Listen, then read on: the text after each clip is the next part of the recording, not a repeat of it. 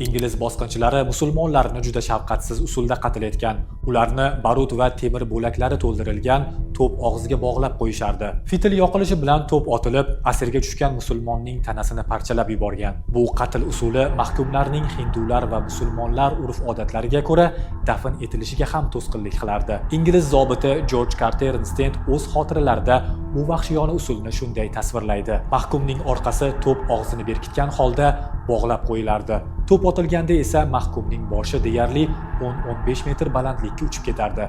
Qo'llari esa ikki tomonga otilib ketardi.